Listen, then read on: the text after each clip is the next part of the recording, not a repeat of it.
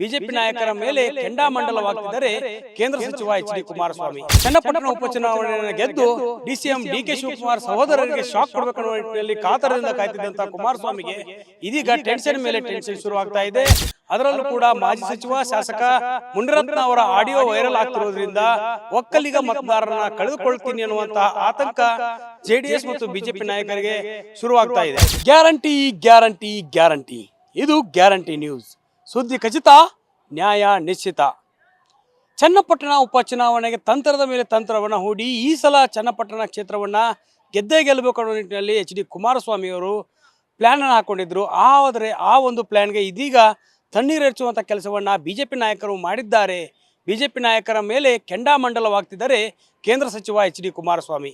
ಹೌದು, ಏನು ಎಚ್.ಡಿ. ಕುಮಾರಸ್ವಾಮಿ ಅವರು ಕಾಯ್ದುಕೊಳ್ತಂತಹ ಚನ್ನಪಟ್ಟಣ ಉಪಚುನಾವಣೆಗೆ ಪ್ಲಾನ್ಗಳ ಮೇಲೆ ಪ್ಲಾನನ್ನು ಮಾಡಿ ಚನ್ನಪಟ್ಟಣ ಉಪಚುನಾವಣೆಯನ್ನು ಗೆದ್ದು ಡಿಸಿಎಂ ಡಿ.ಕೆ. ಶಿವಕುಮಾರ್ ಸಹೋದರರಿಗೆ ಶಾಕ್ ಕೊಡಬೇಕನ್ನುವ ನಿಟ್ಟಿನಲ್ಲಿ ಕಾತರದಿಂದ ಕಾಯ್ತಿದ್ದಂಥ ಕುಮಾರಸ್ವಾಮಿಗೆ ಇದೀಗ ಟೆನ್ಷನ್ ಮೇಲೆ ಟೆನ್ಷನ್ ಶುರುವಾಗ್ತಾ ಇದೆ.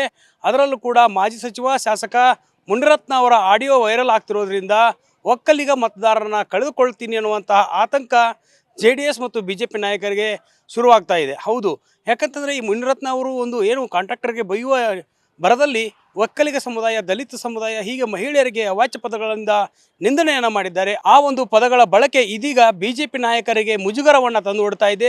ರಾಜಕೀಯದಲ್ಲಿ ಇದೀಗ ಸಾಕಷ್ಟು ಸಂಚಲನವನ್ನು ಸೃಷ್ಟಿಸಿದೆ ಅಂತಲೇ ಹೇಳ್ಬೋದು. ಯಾಕಂತಂದರೆ ಮುನಿರತ್ನ ಅವರು ಬಳಸಿರುವಂಥ ಪದಗಳು, ಹೆಣ್ಣು ಮಕ್ಕಳ ಬಗ್ಗೆ ಆಡಿದಂತಹ ಕೆಟ್ಟ ಪದಗಳು, ದಲಿತರು ಮತ್ತು ಒಕ್ಕಲಿಗ ಸಮುದಾಯವನ್ನು ಅವಾಚ್ಯ ಪದಗಳಿಂದ ನಿಂದನೆ ಮಾಡಿರೋದ್ರಿಂದ ಈ ಒಂದು ಏನು ಆಡಿಯೋ ವೈರಲ್ ಆಗ್ತಾ ಇದೆ, ಆ ಆಡಿಯೋವನ್ನು ಕೂಡ ಇದೀಗ ಚನ್ನಪಟ್ಟಣ ಉಪಚುನಾವಣೆಗೆ ಬಳಸಿಕೊಳ್ಳಲಾಗ್ತಾ ಇದೆ.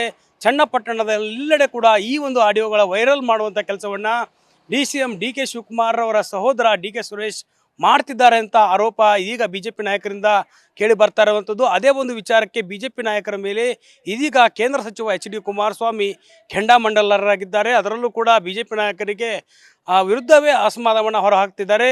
ಕ್ಷೇತ್ರದ ಟಿಕೆಟ್ಗಾಗಿ ಒಂದು ಕಡೆ ಫೈಟ್ ಮಾಡ್ತೀರಾ, ಈ ಕಡೆ ಬಿಜೆಪಿ ನಾಯಕರು ನಿಮ್ಮ ನಾಲಿಗೆಗಳನ್ನು ಶುದ್ಧವಾಗಿ ಇಟ್ಕೊಳ್ಳಿ ಅನ್ನುವ ನಿಟ್ಟಿನಲ್ಲಿ, ಅದರಲ್ಲೂ ಕೂಡ ಈ ಒಂದು ಮುನಿರತ್ನ ಅವರ ಪ್ರಕರಣದಲ್ಲಿ ಎಚ್ಚರಿಕೆ ಹೆಜ್ಜೆಯನ್ನು ಇಡಿ ಅನ್ನುವಂಥ ಸಲಹೆಯನ್ನು ಈಗಾಗಲೇ ನೀಡಿರುವಂಥದ್ದು. ಯಾಕಂತಂದರೆ ಚನ್ನಪಟ್ಟಣ ಉಪಚುನಾವಣೆ ಪ್ರತಿಷ್ಠೆಯ ಕಣವಾಗಿರುವಂಥದ್ದು. ಈ ಬಾರಿ ಅಲ್ಲಿ ಕ್ಷೇತ್ರವನ್ನು ಬಿಟ್ಟು ಕೊಡಬಾರ್ದು, ಅದನ್ನು ಗೆಲ್ಲಬೇಕು ಅನ್ನುವ ನಿಟ್ಟಿನಲ್ಲಿ ತಂತ್ರಗಳನ್ನ ಮಾಡ್ತಾ ಇದ್ದಾರೆ. ಡಿಸಿಎಂ ಡಿ.ಕೆ. ಶಿವಕುಮಾರ್, ಡಿ.ಕೆ. ಸುರೇಶ್ ಅವರು ಕೂಡ ಈ ಕ್ಷೇತ್ರವನ್ನು ಈ ಬಾರಿ ಗೆದ್ದು ಲೋಕಸಭೆಯಲ್ಲಿ ಸೋಲಿನ ಒಂದು ಸೆಡನ್ನು ತೀರಿಸಿಕೊಳ್ಳಬೇಕನ್ನುವ ನಿಟ್ಟಿನಲ್ಲಿ ತಂತ್ರವನ್ನು ಹೂಡ್ತಿದ್ದಾರೆ. ಇದೆಲ್ಲದರ ನಡುವೆ ಇದೀಗ ಚನ್ನಪಟ್ಟಣ ಉಪಚುನಾವಣೆಯ ಕದನದ ಮೇಲೆ ಮುನಿರತ್ನ ಅವರ ಆಡಿಯೋ ಬಾಂಬ್ನ ಎಫೆಕ್ಟ್ ಅಂತೂ ಬೀರ್ತಾ ಇದೆ. ಹೀಗಾಗಿ ಬಿಜೆಪಿ ನಾಯಕರ ಮೇಲೆ ಇದೀಗ ಕುಮಾರಸ್ವಾಮಿ ಗರಂ ಆಗಿದ್ದಾರೆ.